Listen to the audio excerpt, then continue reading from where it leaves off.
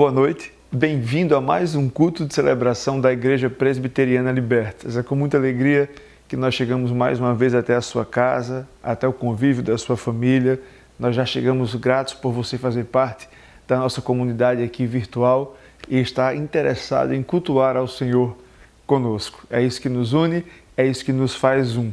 Eu sei que você, assim como eu, nunca teve tanta vontade de cantar aquilo que Davi cantava quando dizia que alegrei-me quando me disseram vamos à casa do Senhor. Eu tenho certeza que estamos cada dia mais próximos desse reencontro, onde será possível nós darmos aquele abraço, mas nós faremos isso quando isso for possível, de ser feito de forma responsável, de forma cuidadosa. Por enquanto, nós vamos nos aguentando assim, cada um na sua casa, mas unidos aqui em pensamento, unidos em sentimento, unidos em intenção. Intenção de nos apresentarmos ao Senhor e de aprender dele quando ele se apresenta para a gente por meio das canções, por meio da sua palavra, por meio desse sentimento de comunidade que nos une. Hoje eu quero começar esse culto compartilhando com você um trechinho de um salmo, o Salmo 139, que também é um salmo escrito pelo rei Davi, em que ele diz as seguintes palavras, Salmo 139, a partir do versículo 1, quando ele fala: Senhor, tu me sondas e me conheces. Sabes quando me sento e quando me levanto. De longe percebes os meus pensamentos. Sabes muito bem quando trabalho e quando descanso.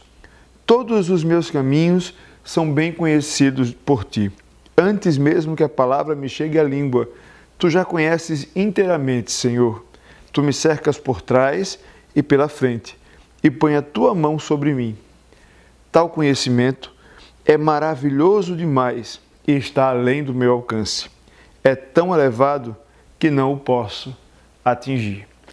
Existe algo de libertador quando nós somos conhecidos verdadeiramente por alguém. Sabe aquela sensação de que não existe nada para esconder, não existe nada que eu precise fazer para ser aceito, para ser aprovado, para ser acolhido? É sobre esse sentimento de acolhimento que Davi fala quando lembra que o Senhor o conhece desde o ventre da sua mãe. É sobre esse Deus que nos conhece, nos acolhe e que nos dá identidade que nós vamos falar no culto de hoje. É sobre esse Deus que eu convido você a fechar os seus olhos e a pensar nesse instante em que nós nos dirigimos a Ele em oração. Junte aí a sua família, reúna o seu povo, reúna a sua gente, se concentre se você estiver sozinho, mas que esses próximos instantes sejam realmente os nossos instantes de culto ao Senhor. Procure realmente se desvencilhar de tudo aquilo que pode roubar a sua atenção, coloque o celular um pouco de lado e vamos ter realmente um tempo com o Senhor. E para isso, nós vamos começar orando, feche os seus olhos, curva a sua cabeça, vamos falar com Deus. Pai, eu te agradeço, porque eu posso estar mais uma vez junto com essas pessoas que se reúnem comigo nesse ambiente virtual, num propósito tão especial e único, que é se aproximar do Senhor e reconhecer quem o Senhor tem sido na nossa vida. Nós sabemos, Pai, que a nossa natureza é rebelde e constantemente nos distancia do Senhor, que constantemente estamos construindo uma vida distante de Ti, mas nós te pedimos que o Senhor nos atraia, que o Senhor traga a nossa mente até esse lugar e que nós nos aproximamos, que o Senhor possa quebrantar o nosso coração, que o Senhor possa receber as músicas que nós vamos cantar como forma de louvor, que o Senhor esteja presente em cada lar que está agora junto conosco nesse culto. Sê conosco, Pai, nos dirige, se faz presente, em nome de Jesus. Amém. Devem ser considerados merecedores de dobrados honorários os presbíteros que presidem bem, com especialidade os que se afadigam na palavra e no ensino. Pois a Escritura declara, não amordaces o boi quando pisa o trigo e ainda o trabalhador é digno do seu salário. Pastor Vandir, como diz o próprio Pedro, ele mesmo diz que é um presbítero igual aos demais presbíteros, um ancião, um líder, aquele que recebeu de Jesus a graça de ser alguém em condições de estar sobre o escopo, de estar olhando o corpo de Cristo para pastoreá-lo, poder ser um modelo, uma referência e poder dar direções por receber de Deus. Assim você é um desses grandes presbíteros, líderes, pastor, que se afadiga na palavra e que se dedica profundamente ao cuidado das suas ovelhas e à obra de Cristo. Que se cumpra sobre você essa palavra. Você merece dupla honra, dobrados honorários, a graça de Deus, o salário que vem do Senhor, que é muito mais do que salário humano, do que pagamento de valores de pecúnia, de moeda, mas é o salário da vida, muito mais do que isso, é a graça da abundância com Cristo. Que Jesus faça assim de você hoje e sempre. Amém. Parabéns, pastor Vandir. Você tem sido um pastor muito especial para a nossa igreja, uma pessoa dedicada, sensível, próxima de nós, dos membros da igreja, do conselho também, e se tornou um grande amigo nosso. Espero que Deus esteja sempre abençoando a sua vida, nessa sua caminhada como pastor, que às vezes é difícil, é muito difícil, exige muita dedicação, exige sabedoria e exige que esteja sempre ao lado de Deus, buscando essa força de Deus. E você tem feito isso. Que Deus abençoe a sua vida e um grande abraço para você. Boa noite, pastor Vandir. Feliz aniversário. Diz a palavra que quando um membro é honrado, todos são honrados com ele. Agradecemos a Deus a sua vida, já tem 1 ano e meio que você está conosco. Vemos o seu empenho como ministro de Deus em buscar as vidas, os momentos que elas estão vivendo e acompanhando. Então, nesse momento que você está vivendo, que é seu aniversário, queremos também te acompanhar, te dando um abraço, desejamos felicidade e as melhores bênçãos de Deus sobre sua vida. Parabéns, pastor, pelo seu aniversário, muitos anos de vida, que muitos outros anos venham ainda à frente da nossa igreja, que a gente possa comemorar juntos. Pastor, que Deus te dê sabedoria e vida longa. Você é um presente de Deus em nossas vidas. Pastor, eu agradeço a Deus por você, ser o nosso pastor querido e abençoado. Parabéns! Da mesma forma que nós louvamos a Deus quando lemos um salmo, quando vemos a sua palavra, nós também lembramos quem Deus é e da forma que Ele se apresenta para nós quando nós cantamos aquilo que nós louvamos ao Senhor. É isso que nós vamos fazer agora. Vamos lembrar quem Deus tem sido para nós, vamos despertar em nós a gratidão, vamos trazer à memória aquilo que nos dá esperança por meio da música, por meio do louvor. Cante conosco, participe desse momento. Eu sei que não é a mesma coisa de cantar junto, mas eu sei que você pode fazer muito bem feito aí onde você está, você pode se unir a nós aqui com a sua voz, com o seu louvor. Vamos louvar a Deus.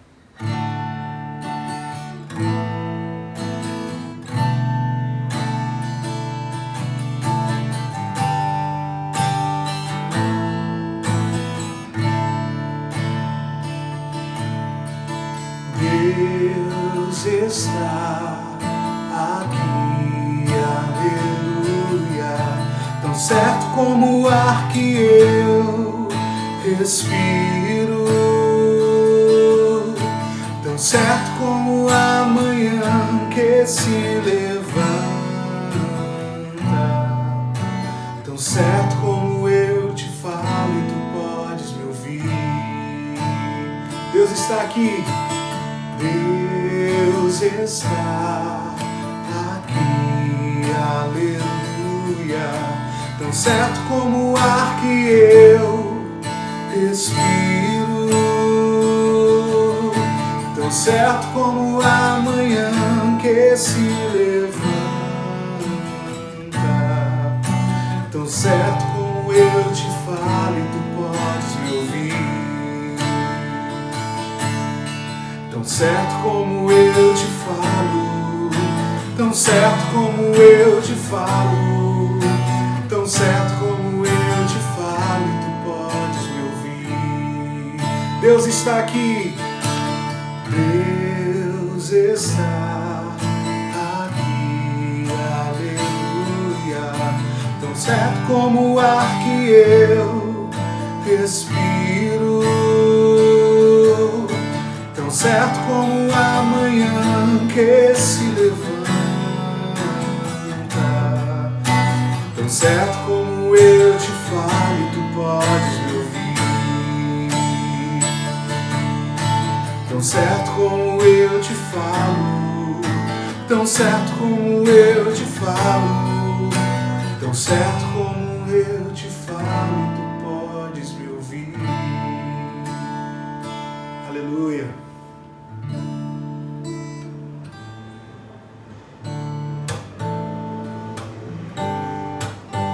Não existe nada melhor do que ser amigo de Deus. Vamos juntos. Não existe nada melhor do que ser amigo de Deus. Caminhar seguro na luz, desfrutar do seu amor, ter a paz no coração, viver sempre em comunhão e assim perceber a grandeza do poder de Jesus, meu bom pastor. Não existe nada melhor do que ser amigo de Deus. Caminhar seguro na luz, desfrutar do seu amor, ter a paz, viver sempre em comunhão e assim perceber a grandeza do poder de Jesus, meu bom pastor.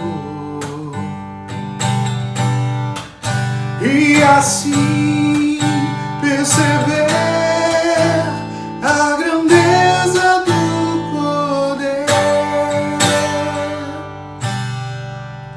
de Jesus, meu bom pastor, de Jesus, meu bom pastor.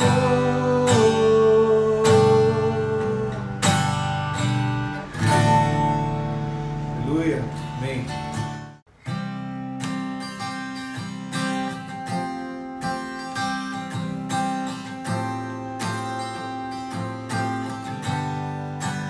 Faz chover sobre nós perdão e graça, Senhor. Derrama tua misericórdia sobre nós.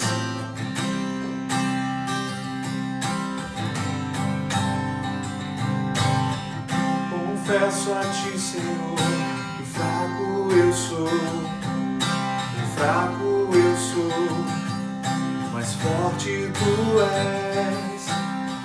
Eu venho a ti, Senhor, sem nada pra dar, só quero pedir, vem ajuda-me, ó Deus. Confesso a ti, Senhor, que fraco eu sou, tão fraco eu sou, mas forte tu és. Eu venho a ti, Senhor, sem nada pra dar, só quero pedir, vem ajuda-me, ó Deus. Um coração quebrantado e humilde, não rejeita, Senhor. Estende a mim tua graça e deixe teu amor fluir. Por misericórdia nós clamamos, faz chover perdão e graça sobre mim, perdão e graça, e lava-me, Senhor, pois hoje eu preciso do teu amor. Faz chover perdão e graça sobre mim, perdão e graça, e lava-me, Senhor, pois hoje eu preciso do teu amor.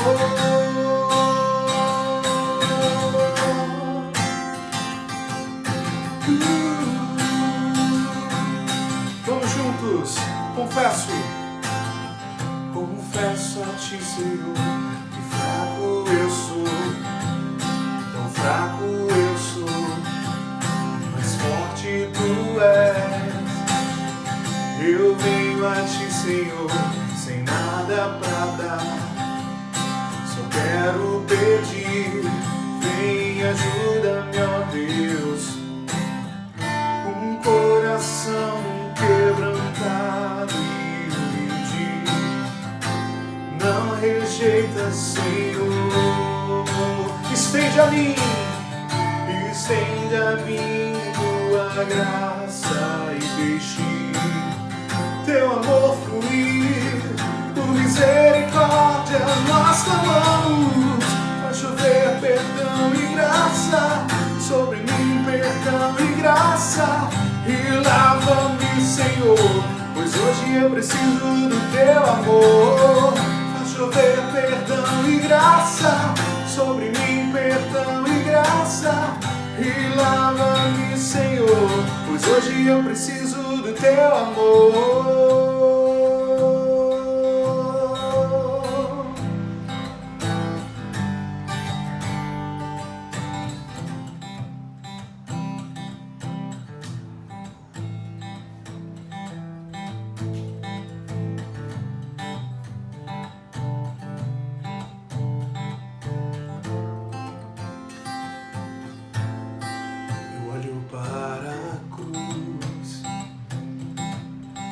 Para a cruz eu vou, do seu sofrer participar,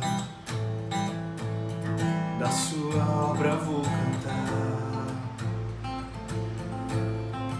Meu Salvador na cruz mostrou o amor do Pai, justo Deus.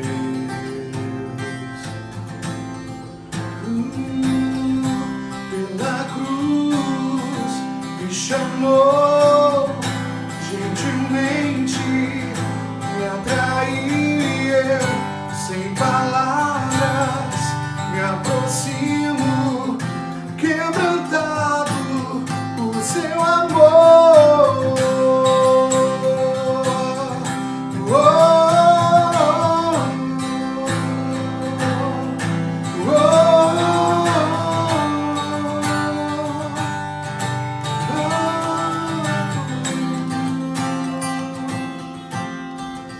Merecida a vida, de graça recebi, por sua cruz, da morte me livrou, trouxe-me a vida. Eu estava condenado, mas agora pela cruz eu fui reconciliado.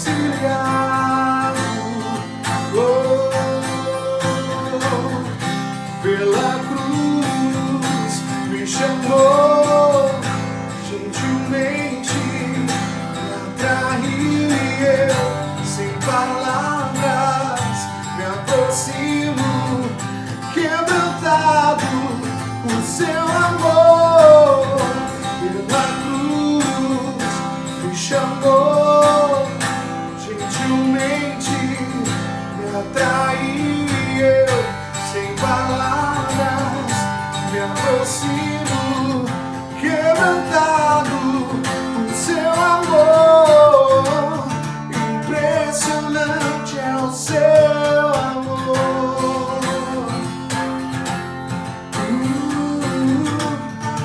Me redimiu e me mostrou o quanto é fiel. Impressionante, impressionante é o seu amor.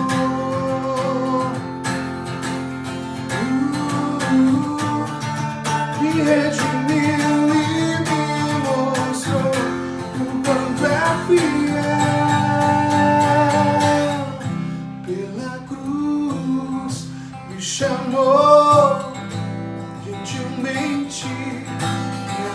atrair. Eu, sem palavras, me aproximo, quebrantado com seu amor. Pela cruz me chamou, gentilmente me atrair. Eu, sem palavras, me aproximo, quebrantado com seu amor.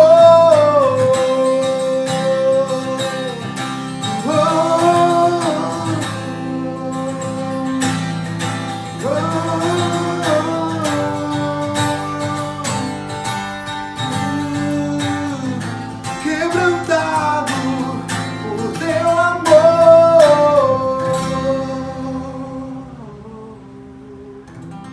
Amém. Como é bom a gente poder cantar tudo aquilo que Deus revela para nós sobre si mesmo e como isso enche o nosso coração de gratidão e de esperança. Hoje nós chegamos ao nosso último encontro para uma vida nova. Esse é o tema das nossas mensagens aqui de junho.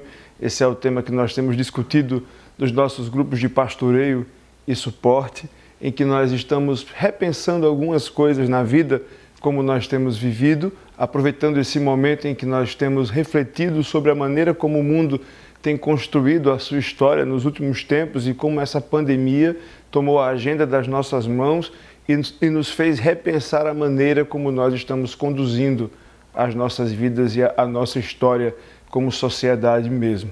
Esse sentimento de que as coisas não podem continuar como estão foi a força motivadora para nós olharmos para as Escrituras, para a Bíblia e tentarmos entender o que é que Deus pensa sobre ter uma vida nova, sobre quais são os caminhos possíveis para que a gente realmente experimente uma coisa verdadeiramente nova, além de somente mudar costumes e hábitos. Isso fez com que nós, no primeiro domingo aqui do mês de junho, pudéssemos pensar um pouco sobre um termo que é muito conhecido de quem já leu a Bíblia alguma vez, que é o termo do novo nascimento.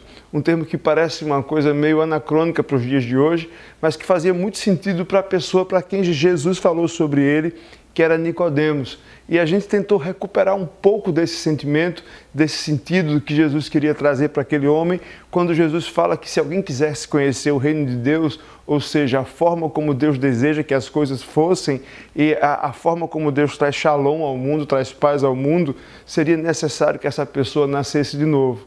E nascer de novo não no sentido literal, mas no sentido bem metafórico, bem do tipo que Jesus fazia ali com as parábolas, no sentido de que era necessário dar uma espécie de reset na mente das pessoas, na forma como a gente sente, percebe e experimenta a vida, de forma que a gente admitisse e assumisse uma lente de Deus para essa existência.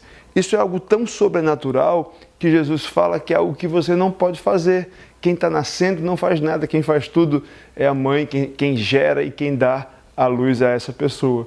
E para você nascer de novo, para eu nascer de novo, eu só preciso ouvir falar sobre Jesus, me aproximar de Jesus e permitir que Ele faça que essa vida nasça e venha a brotar dentro de mim e me faça experimentar essa existência de uma maneira diferente. No segundo encontro, nós falamos como só é possível nós avançarmos nessa vida nova se nós tivermos a experiência real do perdão.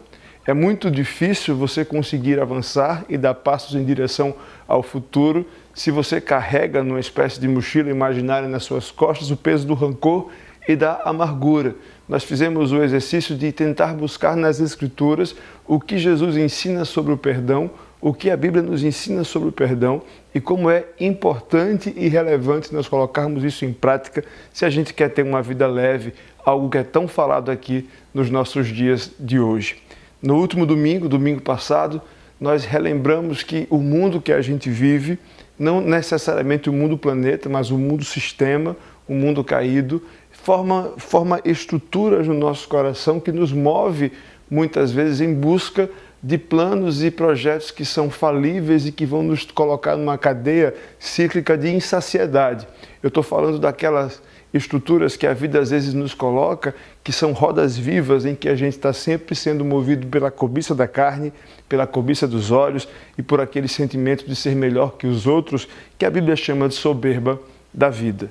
João ensina na sua primeira carta que quem assume esses ídolos como sendo a força motriz da sua vida, das suas decisões, do seu pensamento, nunca vai encontrar paz, nunca vai encontrar o Pai, nunca vai encontrar o Criador, porque tudo que Deus fala que nós precisamos é justamente do seu amor e de Jesus. Por isso é impossível amar essas estruturas e experimentar uma vida nova. Hoje, no nosso último encontro, nós vamos falar sobre a nossa identidade. Se nós queremos ter realmente uma vida nova, nós precisamos repensar quem nós somos. Essa é uma daquelas causas autoevidentes da nossa vida odierna, do mundo contemporâneo. Se você olhar a sua história, se você olhar aquilo que se produz em termos de música, de poesia, de filmes, de literatura, é um tema dos mais recorrentes possíveis. Você vai estar sempre diante da pergunta: quem sou eu, para onde eu vou, qual é a verdade interior, mergulhe dentro de si mesmo, procure dentro de você as respostas para as suas perguntas mais latentes e mais desafiadoras. Que tudo aquilo que a gente faz na vida é tentar calar esse grito de angústia que existe dentro de cada pessoa. Da mesma forma, é parecido com aquilo que Oswaldo Montenegro escreve naquela canção A Lista, onde ele pergunta onde você ainda se reconhece, na foto passada ou no espelho de agora. Constantemente nós estamos tentando descobrir quem nós somos e parece que essa conta, de alguma forma, não fecha. Quando nós mergulhamos dentro de nós mesmos e procuramos responder a essas questões, podemos entrar naquela crise da própria inconstância humana em que nós nunca somos a mesma pessoa dia após dia, estamos constantemente em um movimento externo. Se eu permito que o mundo exterior, se as pessoas ao meu redor, se a estrutura social que eu vivo me nomeie ou me defina, eu estou refém também de uma estrutura e de uma sociedade que é malvada, que tem a maldade dentro de si e da forma como ela organiza as coisas. Ou eu estou refém de mim mesmo e das minhas vontades e da minha volubilidade, ou eu estou refém da maldade e da indignidade que as pessoas acabam atribuindo à minha pessoa. É nesse contexto em que eu procuro definir para mim uma identidade, que eu proponho para você uma outra forma de enxergar esse caminho de definição, esse caminho onde eu posso encontrar uma tranquilidade e uma paz de espírito parecida com aquela que o salmista fala no Salmo 139, que nós começamos esse culto, onde ele fala que encontra tranquilidade e confiança no Senhor, porque ele sabe que o Senhor o conhece desde o ventre da sua mãe.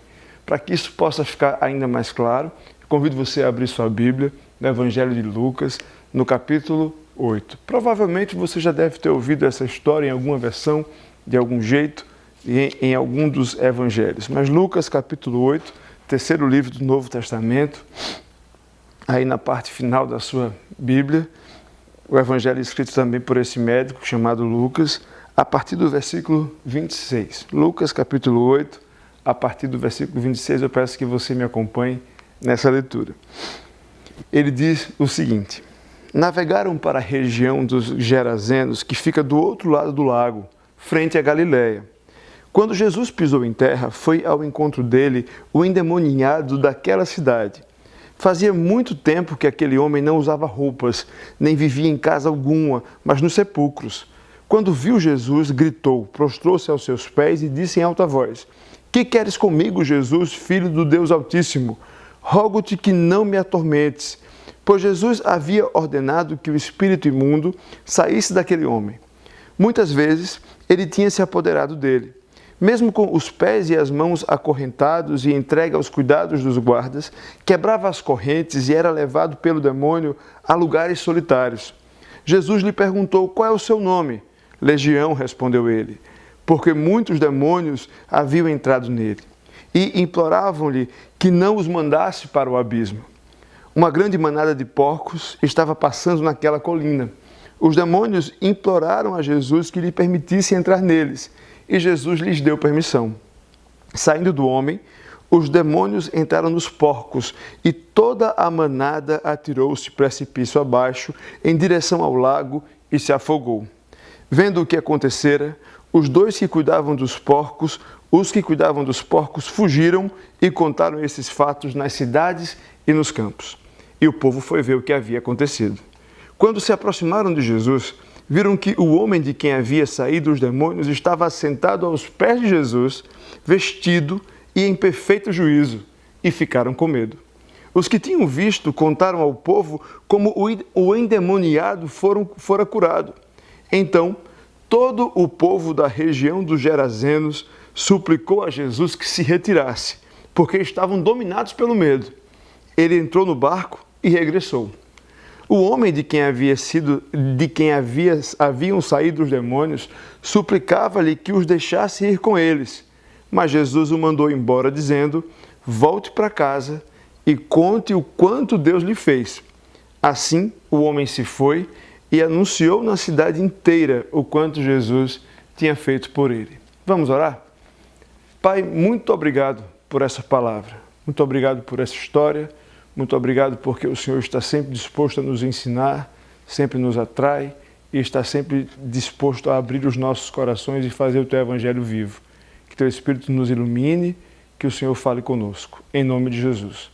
Amém. Se você acompanha aqui o nosso canal pela internet, se você participa da nossa igreja, você deve saber que eu sou um dos grandes admiradores da maneira como Lucas conta o ministério e a vida de Jesus. Principalmente porque ele faz isso através de encontros muito humanos. Ele tem uma ênfase muito grande no Jesus homem, nos seus afetos, nos seus relacionamentos, na maneira como ele causa impacto na vida das pessoas que ele encontra por meio dos relacionamentos. Justamente aqui no capítulo 7, você vai ver que Lucas começa a narrar uma série de encontros de Jesus em que ele vai ressignificando a identidade de algumas pessoas. É no capítulo 7, por exemplo, que Jesus é ungido por uma mulher que é chamada, até mesmo no título da sua Bíblia, se ela for NVI, de uma pecadora. A partir do versículo 36, você vai ver que você vai encontrar um título que diz: Jesus é ungido por uma pecadora. Logo depois, quando você passa essa passagem que nós já lemos aqui do versículo 26,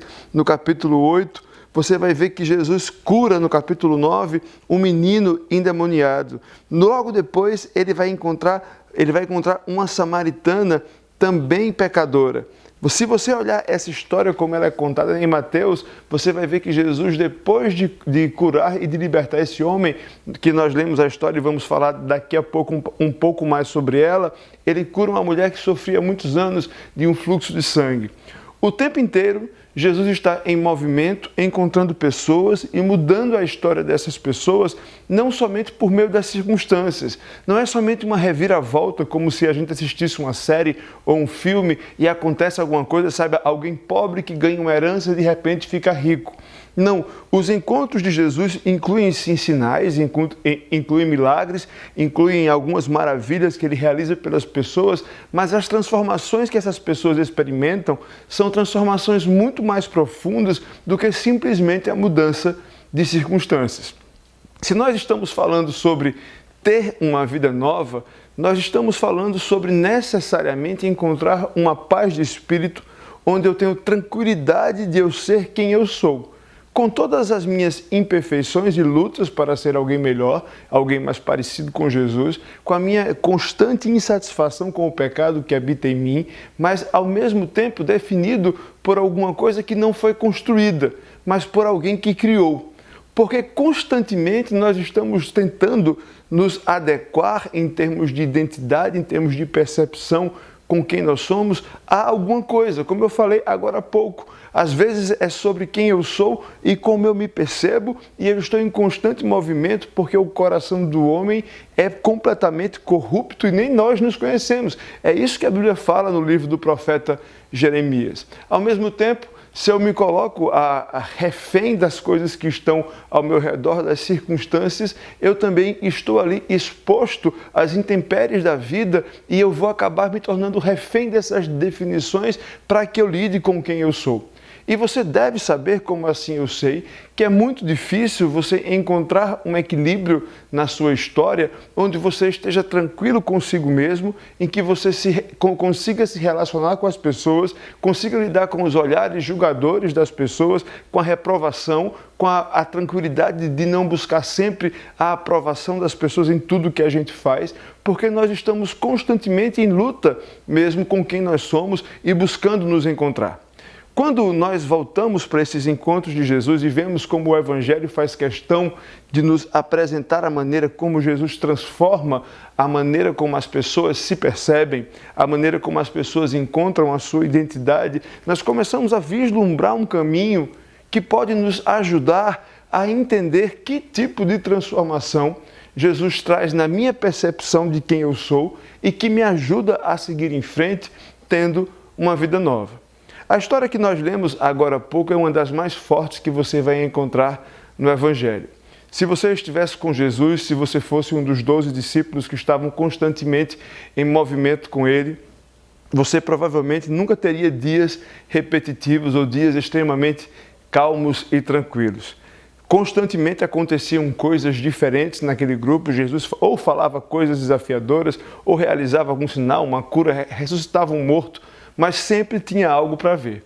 Nesse dia, Jesus havia feito alguns sermões e um deles era aquele sermão que ele fala da parábola do semeador. Logo depois, Jesus encontra ali a sua mãe e seus irmãos e diz que quem é sua mãe e seus irmãos são aqueles que estão envolvidos no reino de Deus. Daí, Jesus resolve pegar um barco com os seus discípulos, sair da Galileia e ir em direção a um território chamado Decápolis. Nesse trajeto entre Galileia e Decápolis, onde estava a terra de Gadara, ou Gerasa, como nós temos traduzido na NVI, vem uma tempestade no barco, Jesus acalma a tempestade, fala sobre fé para os discípulos, e Jesus faz esse trajeto e ele aporta ali o barquinho na beira da praia, e quando ele coloca o pé na areia, começa a história que nós acabamos de ler. No versículo 26, você vai ver que Jesus sai da Galileia, vai para o outro lado do lago. E é interessante porque Jesus não vai fazer outra coisa do outro lado do lago a não ser encontrar esse homem que nós acabamos de ler a história. E aqui o texto de Lucas fala que quando Jesus pisou na terra, algo meio que imediato, o barco parou. Você sabe como alguém desce de um barco, né? E aí Pedro deve ter descido, puxado o barco para chegar mais perto da areia, e aí se organiza para o barco parar um pouco, e Jesus está ali se organizando. Quando Jesus coloca o pé na areia, chega para cima dele, imagina o susto dos discípulos, aquele homem raivoso, sabe, bravo, vem para cima e ele vem gritando, e aí talvez tenha se aberto aquela clareira, e lembra que os discípulos sempre queriam dar algum tipo de instrução a Jesus, né? E alguém deve ter gritado: corre Jesus, afasta que lá vem ele, lá vem o maluco do cemitério. Sabe aquela pessoa que nas cidades pequenas todo mundo conhece, e às vezes nas cidades grandes também, a gente sempre tem no bairro, na rua, né, aquela figura que você lembra que faz medo, que vira uma espécie de escória daquele meio social, daquela comunidade local. Eu lembro que nos anos 80 se falava muito no Nordeste do Papa Fígado, não sei se tinha aqui no Rio de Janeiro, mas era muito comum, né, que quando os pais não queriam que a gente ficasse na rua brincando até tarde, cuidado que o Papa Fígado vai passar. Na verdade, Papa Fígado eu estou falando bonito, porque era Papa Figo que a gente falava.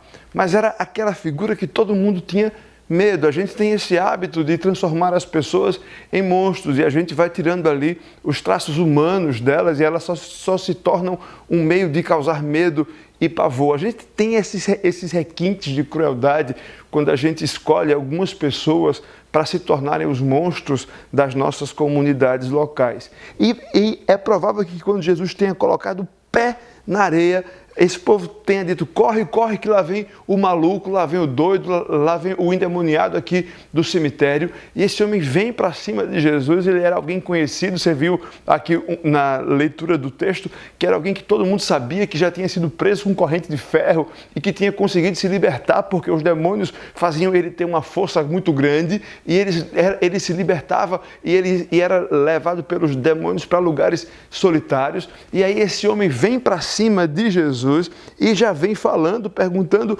o que é que você quer, Jesus, Filho do Deus Altíssimo? O que é que vocês querem comigo? O que é que você quer comigo? Por favor, não me atormente, me deixe. Aquele homem estava tomado por demônios já fazia algum tempo, e esses demônios chegam até Jesus, sabem que Jesus é o Filho de Deus, e aqui a gente tem que admitir um ponto principal, um dos pontos principais para que a gente consiga avançar e entender o ponto onde eu quero chegar nessa mensagem. Nós estamos falando sobre um mundo que é físico, um mundo que é material, um mundo que você pode tocar, que eu posso tocar, coisas que eu posso comer, coisas que eu posso fazer, experiências que eu posso ter, mas que é um mundo que não anula uma verdade espiritual. Se eu estou aqui partindo do pressuposto que Jesus é o Filho de Deus, que Jesus fala a verdade e que aquilo que Jesus falou tem sentido e relevância para mim hoje, eu preciso entender que eu estou envolvido sim no mundo que é um mundo também espiritual. Isso não quer dizer que todas as pessoas que a gente vai encontrar com transtorno mental ou emocional estão tomadas por demônio.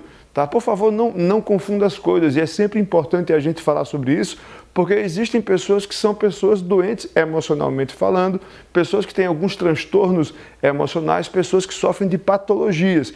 Isso não anula a possibilidade e a verdade que Jesus fala, que Jesus lida, que Jesus se relaciona aqui, que algumas pessoas são sim atormentadas por demônios. Essas pessoas não têm dentro de si o Espírito Santo de Deus, porque o Espírito Santo não pode conviver com demônios dentro de uma pessoa. Estou abrindo esse parênteses para que não fique dúvidas acerca dessas questões que não são o ponto principal desse texto, nem dessa mensagem, mas que é importante a gente organizar as coisas para que as ideias não se confundam.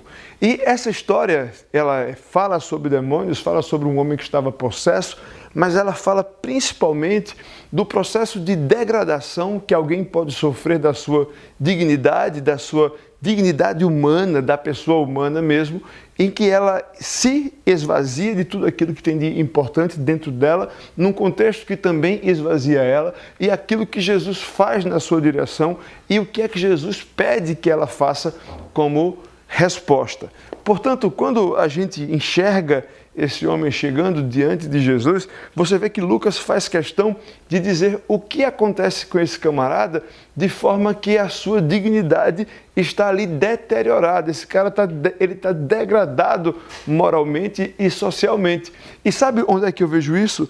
É justamente aqui no versículo 27, quando você vai ver a descrição desse homem que estava cheio de demônios. Primeiro, ele fala que esse homem fazia muito tempo que aquele homem não usava roupas. Estava pelado. Fazia muito tempo que ele não tinha o básico para se proteger do frio, para se relacionar socialmente. Alguém sem roupa não é bem recebido, alguém sem roupa não acaba tendo grandes conversas, né? Alguém sem roupa é alguém que está à parte da sociedade, não tem os mesmos direitos básicos, que é de se vestir, se aquecer. Roupa não é somente estética, tem muito mais a ver com sobrevivência do que qualquer outra coisa. E aqui Lucas faz questão de dizer que esse homem estava já há muito tempo sem colocar uma roupa em cima de si.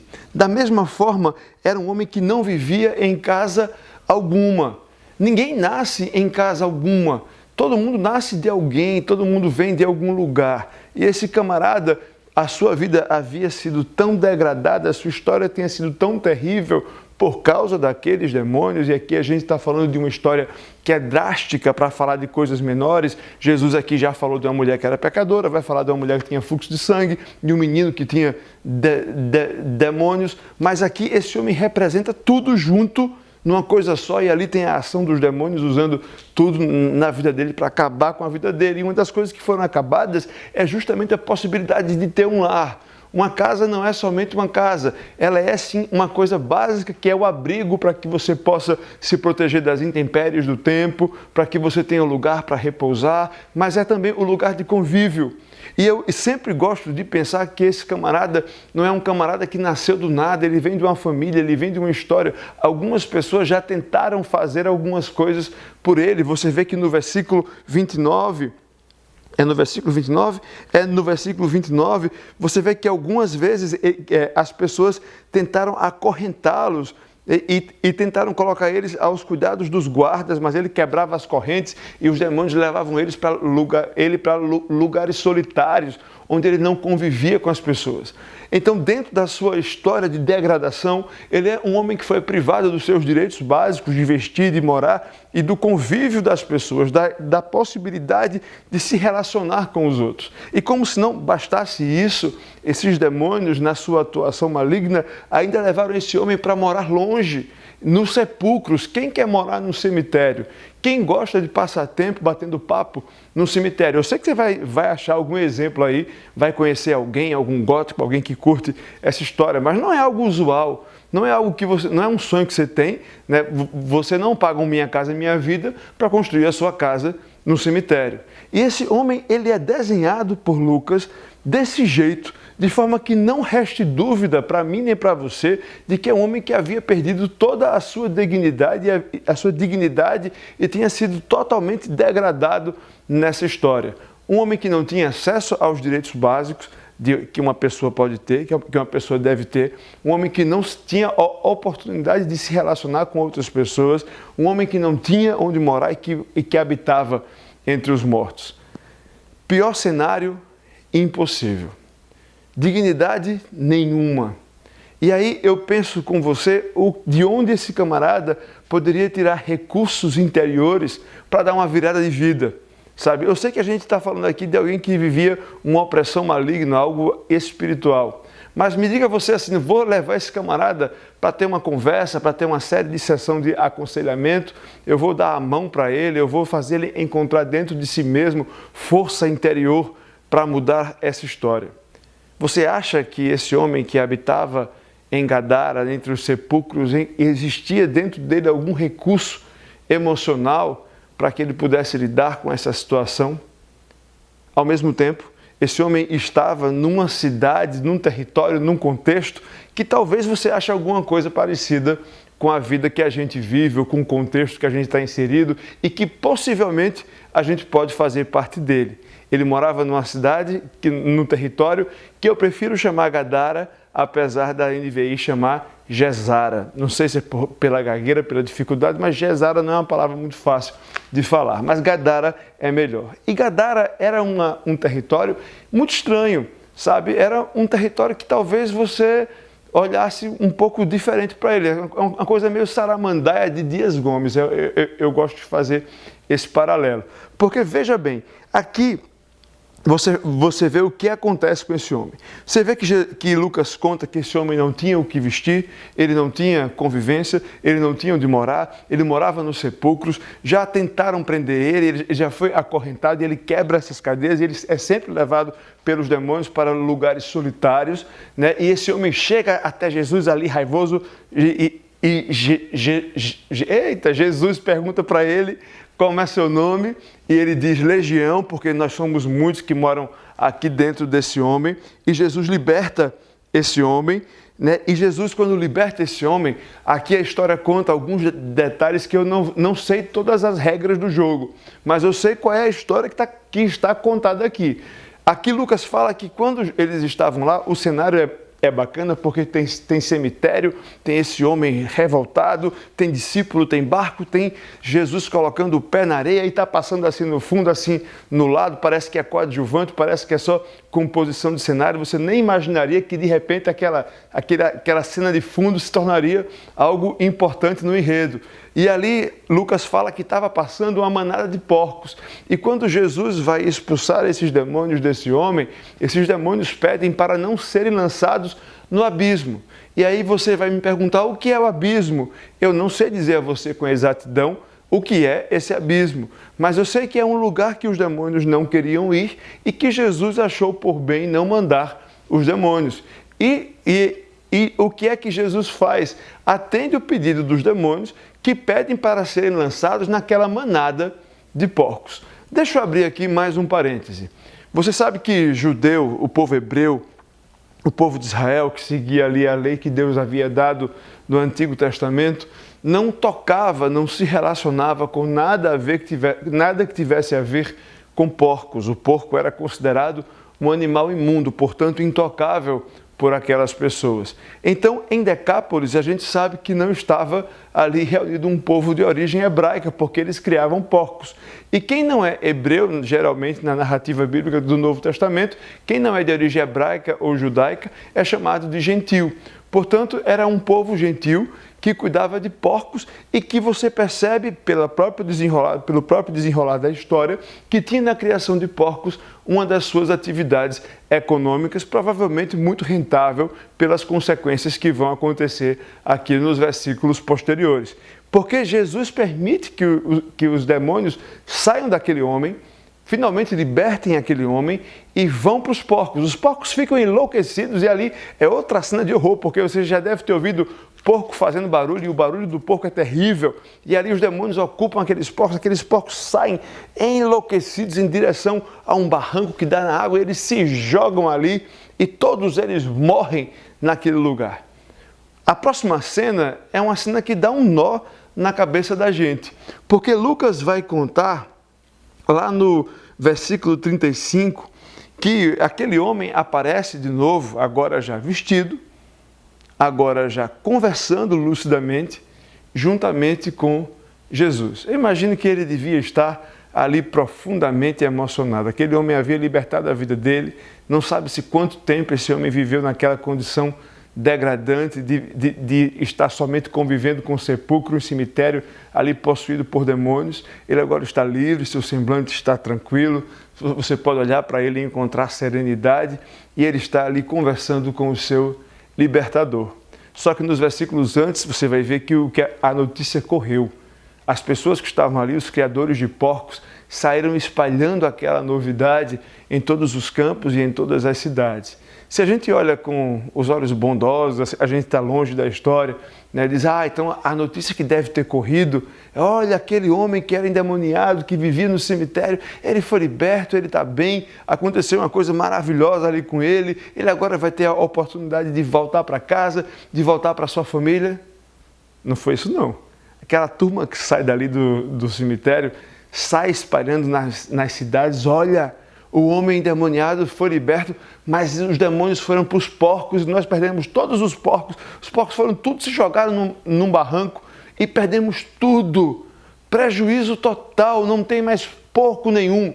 E começou a notícia a espalhar de um para o outro, e o povo foi chegando onde Jesus estava, e eu reforço, tudo que Jesus foi fazer naquela cidade foi encontrar aquele homem. Não tem mais nada que Jesus faz ali, tá bom? E ali Jesus está junto com aquele homem, conversando, e o povo chega. E sabe qual é a parte que dá nó na cabeça da gente? É justamente o final do versículo 35, que eu vou ler todo somente para refrescar a sua memória. E o povo foi ver o que havia acontecido. Quando se aproximaram de Jesus, viram que o homem de quem havia saído os demônios estava assentado aos pés de Jesus, vestido e em perfeito juízo. E ficaram com medo. Espera aí, esses camaradas, esses homens e mulheres conviveram com esse homem como endemoniado que morava nos sepulcros, tinha saído de casa, não tinha roupa esse tempo inteiro, e Lucas não fala hora nenhuma que eles tinham medo do homem que morava no cemitério. Agora que Jesus havia libertado esse homem, fala que essa multidão chega até Jesus, junto do homem que agora está ali com o olhar sereno, vestido, uma outra circunstância, e esse povo começa a ter medo. Como assim alguém tem medo de um libertador? Como assim alguém tem medo de alguém que fez o bem a outra pessoa? Acontece que Gadara é a tipificação do mundo e da sociedade em que porcos valem mais do que pessoas. Você sabe do que eu estou falando. Você sabe que muitas vezes a gente percebe que o mundo como ele está é um mundo em que nós priorizamos muito mais aquilo que pode nos trazer lucro, conforto, segurança, material do que o cuidado com outra pessoa ou com a possibilidade de ressignificar a história de alguém. Por isso que um libertador como Jesus causava tanto medo no povo de Gadara. É por isso que um libertador como Jesus, o seu evangelho causa tanto medo para um mundo como o que nós vivemos. Porque Jesus subverte a lógica que nós estamos construindo. Lembra do que eu falei semana passada? Que esse mundo que a gente vive faz a gente construir estruturas em que nós amamos as coisas erradas. Nós amamos as coisas que cobiçamos com os olhos, as coisas que nos dão prazer, as coisas que nos fazem nos sentirmos superiores às outras pessoas. Isso cega. Isso faz que, de repente, a gente olhe para a vida da gente e veja que a gente está priorizando porco ao invés de gente. Por isso que não é de surpreender que aquelas pessoas que habitavam aquela região não ficassem maravilhadas com aquele homem que havia tido a sua história ressignificada e restaurada por Jesus. Aquelas pessoas estavam mais interessadas em lamentar pelos porcos. Estavam com medo do que aquele homem, Jesus, podia fazer com aquela mensagem, aqueles gestos que subvertiam as prioridades e a lógica humana. Aquele gesto em que as pessoas são trazidas de volta para o centro do cuidado, do afeto e da graça. Jesus está ali ensinando para aquelas pessoas que não sabiam o que era graça, que graça subverte a lógica do lucro exponencial, do lucro cruel e do esquecimento das pessoas em prol dessa manutenção de status.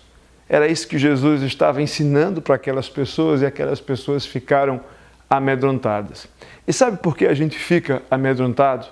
Porque a gente se acostuma a viver em gaiolas douradas. Tem um filme francês que tem esse nome, que é altamente recomendável, chama-se A Gaiola Dourada. Conta a história de uma família de imigrantes espanhóis na França que vivem em condições subhumanas, humilhantes, como boa parte dos imigrantes que acabam se submetendo, e de repente eles ganham e recebem uma herança milionária que precisariam voltar para a França, mas eles estão tão habituados com aquela vida miserável que eles têm como imigrantes na França, que eles relutam inúmeras vezes em abrir mão daquela vida que eles têm para receber a herança, que era uma condição que eles estivessem residindo na Espanha para receber.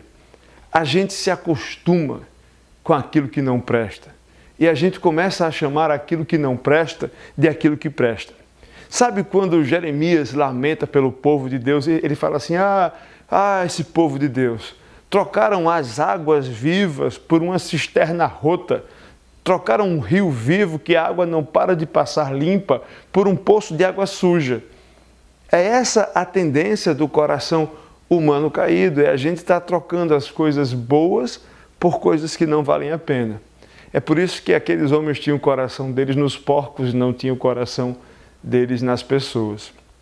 E aqui eu peço que você pense comigo que nós estamos diante de um homem que não tinha dentro de si os recursos necessários para encontrar sentido e continuar existindo. Por mais que ele tivesse as condições, não fossem demônios, a sua degradação era tanta que não estava nele a força para dar uma grande virada. Ele estava incluído numa sociedade, numa cidade, numa comunidade onde a aproximação das pessoas não traria nada de positivo para ele, porque as pessoas já haviam decidido tê-lo como o maluco do cemitério e estavam muito mais dispostos a manterem ele assim se precisassem abrir mão de qualquer porco que fosse para ter a sua história recontada, se as pessoas não estavam dispostas. Então a resposta da sua identidade, do significado da sua existência, nem era possível por ele mesmo, nem era possível no mundo externo, na comunidade em que ele vivia. Porque tudo aquilo estava em profunda e completa desordem. Ali foi necessário que Jesus pegasse um barco, saísse da Galileia, acalmasse uma tempestade, ensinasse os discípulos, encontrasse aquele homem, expulsasse aquele monte de demônio de dentro deles, para que Jesus pudesse dizer para aquele homem que ele não precisava viver, habitar em uma identidade que foi construída para ele, mas que ele poderia habitar uma identidade a ser recebida por ele. O que Deus faz com a gente é nos dar uma identidade. Nós estamos tentando, nos desvencilhar dessa condição que nós temos de criaturas de Deus. Eu sei que falar sobre isso hoje é quase uma coisa absurda de se ouvir se você foi tomado pelo espírito de Prometeu, que toma conta da nossa época. Prometeu, só para situar, é alguém que aparece na mitologia grega e é alguém que se revolta contra Zeus e vai roubar o fogo que havia sido confiscado por Zeus como punição aos seres humanos, o fogo tão importante para que a civilização progrida, aconteça e se estabeleça, né? E Prometeu toma então a liderança e diz: eu vou roubar esse fogo, e ele vai até o panteão dos deuses, ele rouba o fogo, traz de volta para os seres humanos, e Zeus fica indignado com ele, decide então puni-lo, e aí Prometeu é amarrado numa rocha na beira do mar, e todos os dias vêm as aves e comem o seu fígado, e todos os dias o seu fígado é regenerado, e todos os dias vem outra ave e come o seu fígado novamente, e esse é o castigo do Prometeu. E ali, quando você vê essa história contada por Ésquilo ou por Albert Camus, você vai ver que Prometeu tem sempre uma fala de revolta contra Zeus. Para ele, Zeus é aquela divindade tirana que quer impor a sua vontade, que quer impor o seu poder de forma tirana e cruel. Às vezes a gente acredita que Deus é Zeus e não é. A gente acredita que Deus quer impor para nós uma tirania cruel, uma forma de vida que é ruim para a gente. E aí a gente vai tentando construir a vida da gente do nosso jeito. Vai tentando encontrar sentido nas coisas dessa vida que são insaciáveis, que não ficam, que não permanecem, que não respondem a essa angústia que eu falei agora há pouco, que Pascal fala que tudo aquilo que a gente faz na vida é para calar essa voz de angústia. E aqui, nesse encontro entre Jesus e esse homem, nós vemos um Deus que se apresenta para a sua criação de uma maneira muito diferente dessa que nós assimilamos no espírito da nossa época, que nós pensamos num Deus tirano que quer o nosso mal ou que está muito distante de nós. O Deus que aparece na Bíblia não é Zeus, é um Deus profundamente interessado e envolvido com a história humana. É bonito você ver que Jesus está aqui sentado, tendo resgatado toda a dignidade desse homem. Esse homem está vestido, provavelmente alimentado, está lúcido, está conversando, olhando no olho do seu libertador. Jesus trouxe para ele de volta todo o gosto de viver, o sentido de estar vivo, esperança no olhar. É muito bonito a gente enxergar a forma como Deus se relaciona com a criação. Você já deve ter ouvido em algum momento a citação ou lido a referência lá de João capítulo 3, versículo 16, quando a gente escuta que porque Deus amou tanto esse mundo que Ele enviou o seu único Filho para que todo aquele que nele crê não morra para sempre, mas tenha a vida eterna. É esse o espírito de amor desse Deus. É um Deus que se identifica com a sua criação.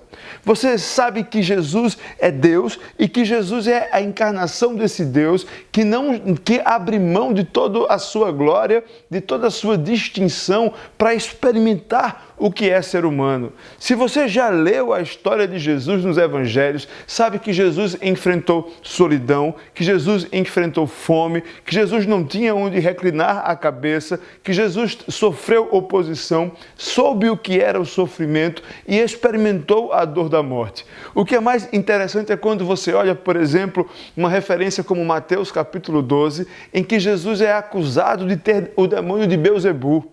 É Jesus também quem é exposto no madeiro sem as suas roupas. Jesus sabia o que era ter a sua dignidade dilapidada pelas circunstâncias e pelas pessoas. Jesus foi afrontado por essas circunstâncias da mesma forma que aquele homem com quem agora ele conversava. Jesus é a encarnação viva daquilo que a gente aprende no Gênesis, que todo ser humano é feito à imagem e semelhança do seu Criador. Então, a melhor coisa que um ser humano pode fazer é se render à maneira como esse Criador chama a sua criatura. É se render ao conhecimento que esse Criador tem da sua criatura. É sobre isso que nós estamos lendo lá no Salmo 139, que a gente já citou aqui hoje. Lá no Salmo 139, a partir do versículo 13, você vai ver Davi dizer algumas coisas que são alentadoras e que trazem de volta a tranquilidade para o coração de alguém. Porque ele lembra que o Senhor é aquele que o criou no íntimo do meu ser e o Senhor me teceu no ventre da minha mãe. Eu te louvo porque me fizeste de modo especial e admirável. Tuas obras são maravilhosas. Digo isso com convicção. Meus ossos não estavam escondidos de ti, quando em secreto fui formado e entretecido como nas profundezas da terra. Os teus olhos viram o meu embrião. Todos os dias determinados para mim foram escritos no teu livro, antes de qualquer um deles existir. Como são preciosos para mim os teus pensamentos, ó Deus! Como é grande a soma deles. Você ainda tem dúvida de que esse Deus está profundamente interessado em quem você é? Você ainda tem dúvidas de que toda a sua dignidade humana está no fato de que você é imagem e semelhança de Deus?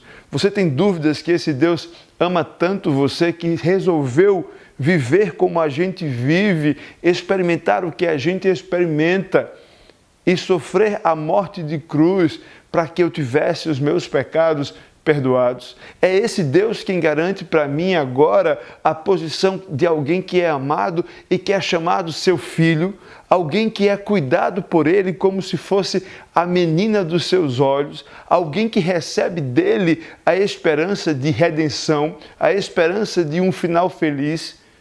É essa a identidade que Deus oferece para cada um de nós. É essa a identidade que Jesus oferece para aquele homem ali em Gadara. O que é interessante é o desdobramento dessa história. Muita gente acha que uma vez que teve a sua história ressignificada por Jesus, que teve esse encontro com Jesus, que a sua história é recontada, a sua identidade é recolocada num novo contexto, a gente acha que talvez precise mudar de lugar, mudar de história, mudar de nome, sabe, assumir uma outra personalidade, um outro jargão, né? Ah, não, agora que Jesus me encontrou, eu tenho que mudar meu jeito de ser. Tem sim, mas você às vezes acha que tem que mudar seu vocabulário, o jeito que você anda, a roupa que você veste, e a gente vai criando uns guetos, né? Uns guetos religiosos. E aqui o que Jesus disse para esse camarada é muito interessante, porque esse homem fica tão maravilhado com aquilo que Jesus faz por ele, pela libertação que Jesus oferece, que ele diz que quer ir com Jesus para onde Jesus for. Ele quer se tornar um dos discípulos de Jesus, caminhando com Jesus e andando com Jesus. Só que Jesus responde para ele: olha, você vai ser meu discípulo sim, não se preocupe. Mas a missão que eu tenho para você é que você seja o meu discípulo, que você fale daquilo que eu fiz por você, onde você estiver. Você não precisa de um passaporte novo, você não precisa de um nome novo, você precisa de sentido na vida, você precisa do perdão do Pai, você precisa de libertação, você precisa de uma definição dada por Deus. Uma vez que você encontra isso, sua responsabilidade é falar sobre isso e compartilhar essa graça que você recebeu onde você está. Isso não quer dizer que algumas vocações são especiais e que você deva sair do seu lugar, mas a grande maioria delas, você deve ficar onde você está. Você deve viver como você entender que é a melhor forma de compartilhar a graça que você recebeu.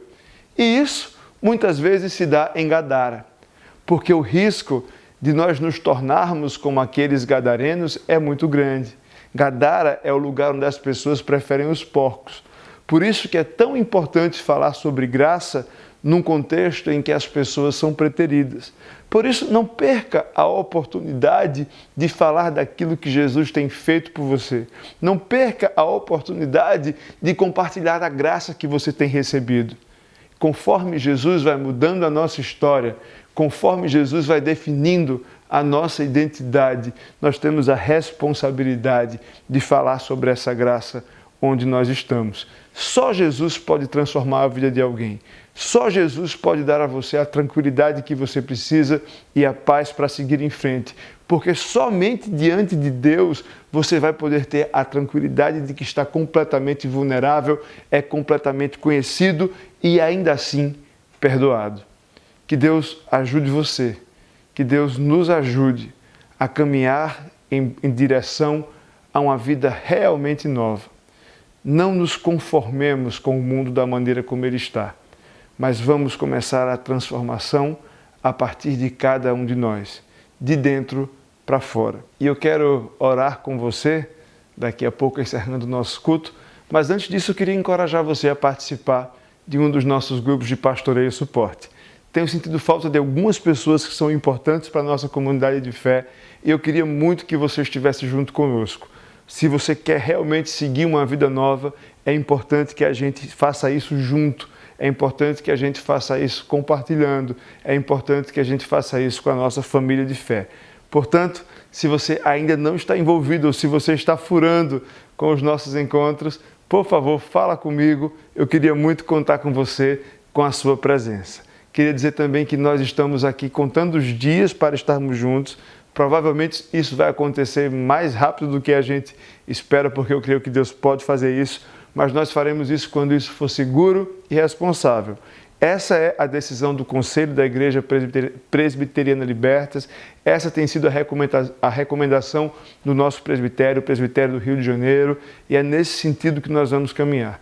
Por enquanto, nós não achamos sensato abrir as portas da nossa congregação aqui em Copacabana, num bairro extremamente lotado de pessoas idosas, para que a gente se encontre. No momento certo, a gente vai fazer isso. Eu tenho certeza que vocês vão entender. Eu tenho certeza que todo mundo está querendo se encontrar. Eu sou um deles e logo, logo esse abraço vai acontecer, no tempo certo.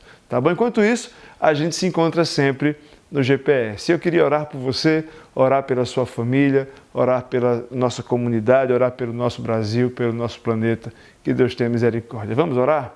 Oremos. Pai, eu te agradeço, porque o Senhor permite que nós estejamos aqui juntos, num dia como hoje, para louvar, bendizer o teu nome, ouvir a tua palavra, reacender o nosso coração de esperança na certeza de que o Senhor pode nos dar uma vida nova. Eu te peço que o Senhor nos ajude a entender que o Senhor, quando nos encontra, muda a nossa história. O Senhor nos tira os rótulos, o Senhor coloca por terra tudo aquilo que nós recebemos de fora e acreditamos de uma maneira tão nociva sobre nós mesmos. O Senhor cura, Pai, de dentro para fora as pessoas. O Senhor cura trazendo a certeza do perdão. O Senhor cura trazendo a certeza de que somos dignos por sermos tua imagem e semelhança. O Senhor cura sociedades, o Senhor cura comunidades quando traz de volta o valor da vida humana em detrimento de porcos e atividades que não são prioridade. O Senhor cura, Pai, e nós queremos te pedir por essa cura. Que o Senhor cure cada um de nós, que o Senhor renove o nosso ânimo, que o Senhor mude o nosso pensamento, que o Senhor mude as nossas atitudes, que o Senhor nos dê coragem para viver de maneira nova. Eu te peço, Pai, que o Senhor abençoe cada família que está aqui ligada conosco. Que o Senhor possa chegar em cada casa com paz, com sabedoria, com discernimento. Que o Senhor chegue com provisão nesses dias difíceis. Que o Senhor blinde o nosso coração com gratidão. Que o Senhor tenha misericórdia da sua criação. Que o Senhor abrevie o sofrimento desse planeta. Que o Senhor nos livre, Pai, dessas pragas, dessas pestes e da doença.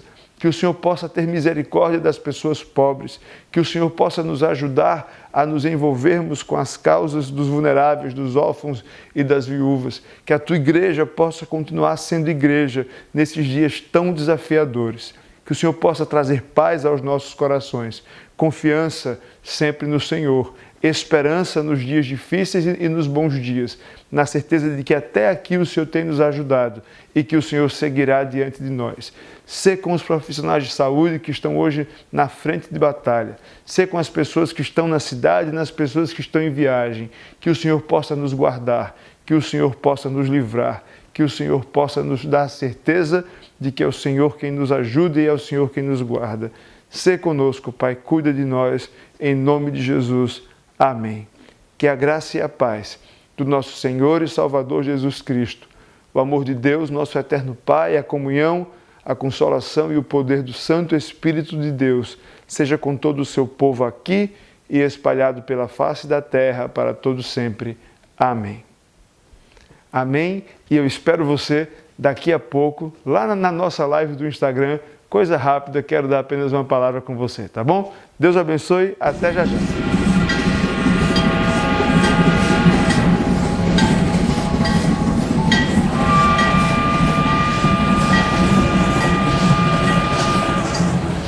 Parte o trem, segue o trilho.